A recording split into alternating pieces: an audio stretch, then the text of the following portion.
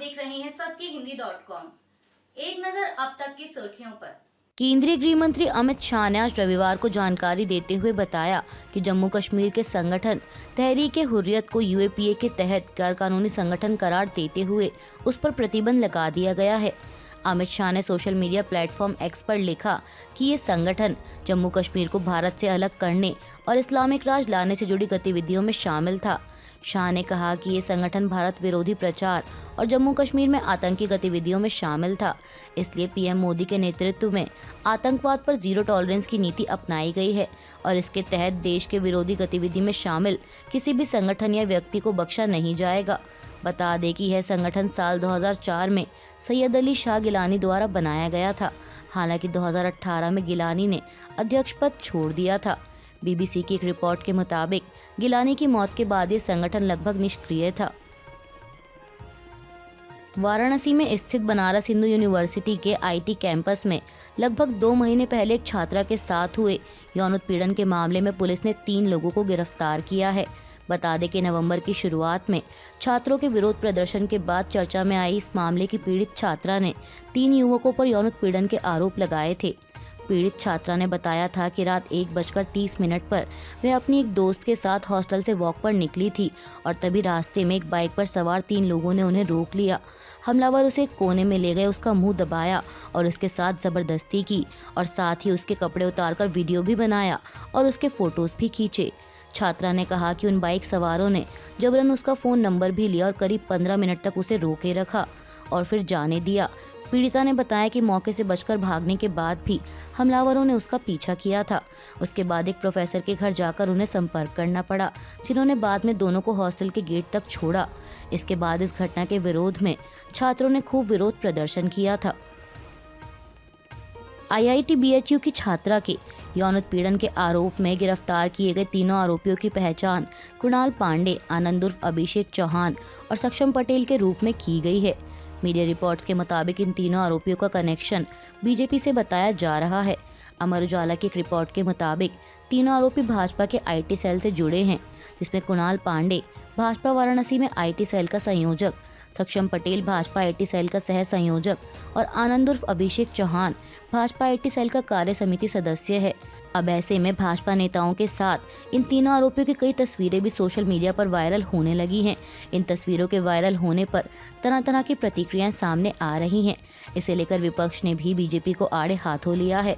कांग्रेस नेता अजय राय ने एक्स पर लिखा कि आईआईटी बीएचयू की छात्रा से सामूहिक दुष्कर्म करने वाले और कोई नहीं बल्कि भाजपा के कुणाल पांडे, महानगर आईटी के संयोजक, और सक्षम पटेल जो दिलीप पटेल काशी प्रांत के अध्यक्ष हैं, उनका पीए है। कांग्रेस नेता ने लिखा कि यही है भाजपा का दुष्कर्मी चेहरा, शर्मनाक।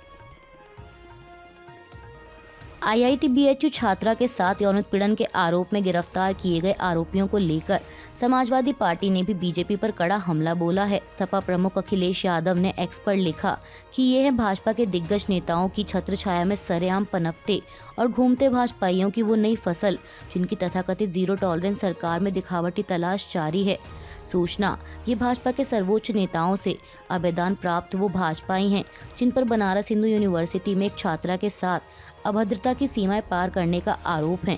प्रश्न, क्या नारी के सम्मान से खिलवाड़ करने वाले भाजपाइयों को खुली छूट जारी रहेगी? पहलवान विनेश फोगाट द्वारा मेजर ध्यानचंद खेल रत्न और अर्जुन पुरस्कार लौटाने पर राहुल गांधी ने इसे लेकर बीजेपी की कड़ी निंदा की है। राहुल गांधी ने विनेश के पुरस्कार लौटाने का वीडियो शेयर करते हुए एक्स पर लिखा कि देश की हर बेटी के लिए आत्मसम्मान पहले है, अन्य कोई भी पदक या सम्मान उसके बाद।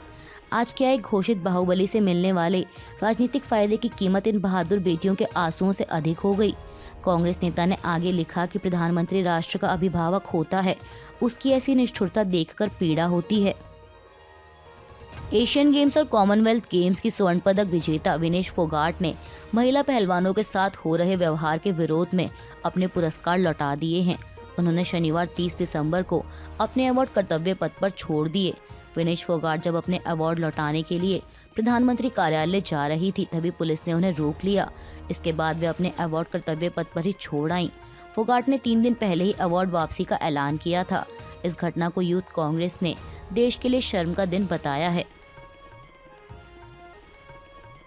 संसद की सुरक्षा में हुई चूक के मामले से चर्चा में आए बीजेपी सांसद प्रताप सिम्हा के भाई विक्रम सिम्हा को कर्नाटक में पुलिस ने शनिवार को गिरफ्तार किया है। मीडिया रिपोर्ट्स के मुताबिक विक्रम सिम्हा पर वन विभाग ने आरोप लगाया है कि वन कानून के तहत संरक्षित 126 पेड़ों को उन्होंने बिना अनुमति के कटवाया और उसे बाहर भेज दिया। यह मामला हासन जिले के मारगोंदा नहल्ली गाँव का है। खबरों के मुताबिक विक्रम सिम्हा को सेंट्रल क्राइम ब्रांच के संगठित अपराध दस्ते ने गिरफ्तार करके वन विभाग को सौंप दिया है।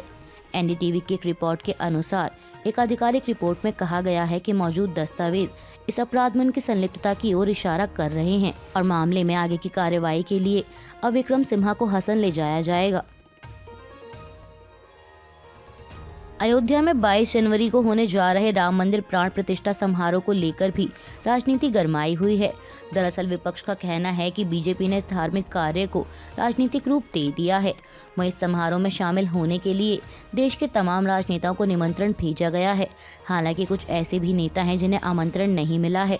इस पर मीडिया से बातचीत के दौरान आम आदमी पार्टी नेता सौरभ भारद्वाज ने कहा कि राम मंदिर पूरे देश का है। भाजपा कौन होती है ये तय करने वाली कि किसे आमंत्रित करना है और किसे बाहर करना है। उन्होंने कहा कि लोग जब चाहेंगे तब जाएंगे।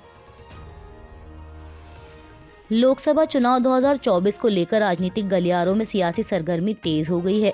इस बीच अटकलें जोर पर हैं कि ओडिशा की सत्ताधारी दल बीजेडी और बीजेपी में चुनाव पूर्व गठबंधन हो सकता है, क्योंकि ऐसे कई मौके आए हैं जब नवीन पटनायक के नेतृत्व वाली बीजेडी को बीजेपी का समर्थन करते हुए देखा गया है। इसी वजह से कयास लगाए जा रहे हैं कि लोकसभा चुनाव 2024 से पहले दोनों पार्टियों के बीच गठबंधन हो सकता है। हालांकि भाजपा ने अब इन कयासों को दरकिनार करते हुए बीजेडी के साथ गठबंधन से इनकार कर दिया है। दरअसल कल शनिवार को नई दिल्ली में भाजपा के केंद्रीय नेतृत्व की बैठक हुई थी। इस बैठक के बाद ओडिशा भाजपा की उपाध्यक्ष और सांसद अपराजिता सारंगी ने बताया कि कुछ लोगों ने अपने फायदे के लिए ऐसी अफवाह उड़ाई थी कि भाजपा और बीजेडी में गठबंधन हो सकता है, लेकिन किसी भी राजनीतिक पार्टी के साथ गठबंधन का सवाल ही नहीं उठता। सारंगी ने बताया कि भाजपा ने 2024 के लोकसभा चुनाव के लिए राज्य में 50% वोट पाने का लक्ष्य रखा है। लोकसभा चुनाव 2024 के लिए सीट बंटवारे पर बात करते हुए कर्नाटक के पूर्व मुख्यमंत्री एच.डी. कुमारस्वामी ने कहा कि वे मकर संक्रांति के बाद खुशखबरी देंगे। आपको बता दें कि कर्नाटक में जेडीएस सितंबर महीने में ही बीजेपी के नेतृत्व वाले एनडीए गठबंधन में शामिल हुई थी। इस बीच समाचार एजेंसी पीटीआई के मुताबिक जेडीएस नेता एच.डी. कुमारस्वामी ने कहा कि बीजेपी के साथ सीट बंटवारा कोई मुद्दा नहीं है। उन्होंने कहा कि जेडीएस कितनी सीटों पर चुनाव लड़ती है ये उतना अहम नहीं है, क्योंकि एनडीए का लक्ष्य कर्नाटक की सभी 28 लोकसभा सीटों को जीतना है। जेडीएस ने बताया कि सटीक सर्वे रिपोर्ट के आधार पर चीजें तय की जाएंगी। कांग्रेस और आम आदमी पार्टी की गोवा इकाई ने यहां सनबर्न ईडीएम उत्सव के आयोजकों पर भगवान शिव का अपमान करने का आरोप लगाते हुए उनके खिलाफ कार्रवाई की मांग की है। कांग्रेस नेता विजय भीके ने सनबर्न के आयोजकों के खिलाफ शुक्रवार रात मापुसा में पुलिस में शिकायत दर्ज करवाई। वहीं आम आदमी पार्टी के प्रदेश अध्यक्ष अमित पालेकर ने कहा कि राज्य सरकार को सनातन धर्म को चोट पहुंचाने के लिए आयोजकों के खिलाफ कार्रवाई करनी चाहिए। पालेकर ने शुक्रवार को संवाददाताओं से कहा कि हमने देखा कि उत्सव के दौरान भगवान शंकर की छवि का इस्तेमाल किया गया था। जब लोग नशे में थे और नाच रहे थे तब एलईडी स्क्रीन पर यह छवि दिखाई गई। आप नेता ने कहा कि उन्होंने सरकार से मांग की है कि आयोजकों के खिलाफ कार्रवाई की जाए, क्योंकि हमारे सनातन धर्म की पवित्रता का अपमान किया गया है। बता दें कि लोकप्रिय नृत्य संगीत महोत्सव सनबर्न ईडीएम 28 दिसंबर को उत्तरी गोवा के वागाटोर में शुरू हुआ था और यह शनिवार 30 दिसंबर को समाप्त हुआ। अंतर्राष्ट्रीय शिपिंग लेन से गुजरने वाले व्यापारिक जहाजों पर लगातार हो रहे हमलों की घटनाओं के बाद भारतीय नौसेना ने उत्तर व मध्य अरब सागर और अदन की खाड़ी में निगरानी बढ़ा दी है। नौसेना ने बताया कि समुद्री सुरक्षा अभियान चलाने और किसी भी हमले की स्थिति में व्यापारिक जहाजों की मदद करने के लिए नेवल टास्क ग्रुप को तैनात किया गया है। नौसेना ने कहा कि वह हिंद महासागर में नए सुरक्षा खतरों की जांच के लिए तटरक्षक बल के साथ मिलकर काम कर रही है। विध्वंसक और फ्रिगेट के अलावा नौसेना ने मानव रहित हवाई वाहन और समुद्री गश्ती विमान भी तैनात किए हैं। बता दें कि भारतीय नौसेना द्वारा यह कदम एक व्यापारिक जहाज एमवी केम प्लूटो पर भारतीय समुद्र तट से 400 किलोमीटर की दूरी से हुए ड्रोन हमले के बाद उठाया गया है। वहीं इस ड्रोन हमले को लेकर अमेरिकी रक्षा विभाग के मुख्यालय पेंटागन ने कहा था कि MV-KM प्लूटो ईरान की ओर से छोड़े गए ड्रोन हमले की चपेट में आया था। शिवसेना UBT सांसद संजय राउत ने एक बार फिर बीजेपी पर निशाना साधा है। संजय राउत का कहना है कि भगवान राम का जश्न मनाने के लिए किसी को भी भाजपा के नेतृत्व की जरूरत नहीं है। उन्होंने कहा कि लगता है कि कुछ दिन प्रधानमंत्री कार्यालय और भाजपा कार्यालय अयोध्या से ही चलाया जाएगा। अच्छी बात है, PMO को अयोध्या स्थानांतरित कर दिया जाना चाहिए। राउत ने आगे कहा कि घर घर राम ज्योति जलाने के लिए भाजपा के आह्वान की जरूरत नहीं है। डॉक्टर फारूक अब्दुल्ला कहते हैं कि राम सभी के हैं और अगर एक पार्टी भगवान राम का मालिक बनने की कोशिश कर रही है तो वे उनकी छवि को कम कर रहे हैं।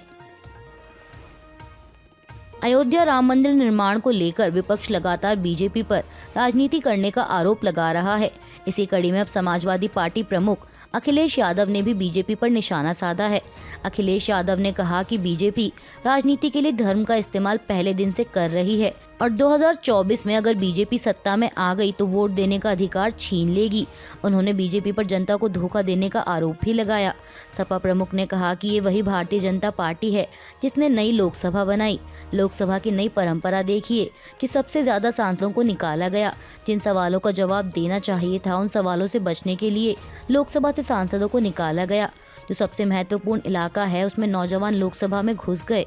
ये लोकसभा भी नहीं चलाना चाहते। लोगों को सावधान रहना चाहिए कि ये अगर 2024 में आ गए तो वोट देने का अधिकार भी छीन लेंगे। इजराइल और हमास में बीते 2 महीने से अधिक समय से जारी युद्ध के बीच इजरायली प्रधानमंत्री बेंजामिन नेतन्याहू ने कल शनिवार को कहा कि मिस्र से सटे गजा की सीमा के साथ लगने वाला फिलाडेल्फी कॉरिडोर बफर जोन, या इसे सही ढंग से कहें तो दक्षिणी ठहराव बिंदु, हमारे हाथों में होना चाहिए। इसे बंद किया जाना चाहिए। उन्होंने कहा कि यह स्पष्ट है कि कोई अन्य व्यवस्था उस विसैन्यीकरण को सुनिश्चित नहीं करेगी जो हम चाहते हैं। युद्ध अपने चरम पर है और हम सभी मोर्चों पर लड़ रहे हैं। जीत हासिल करने के लिए समय की आवश्यकता होगी। जैसा कि इजरायली रक्षा बलों का कहना है कि युद्ध कई और महीनों तक जारी रहेगा। इसके साथ ही नेतन्याहू ने इजराइल लेबनान सीमा पर लगभग हर दिन हो रही गोलीबारी को लेकर ईरान पर सीधा हमला करने की धमकी दी है। इजरायली प्रधानमंत्री ने कहा कि अगर हिजबुल्ला युद्ध को बढ़ाता है तो इसके खिलाफ भारी जवाबी कार्रवाई होगी। अभी के लिए बस इतना ही। बाकी की खबरों के लिए जुड़े रहिए सत्यहिंदी.com के साथ।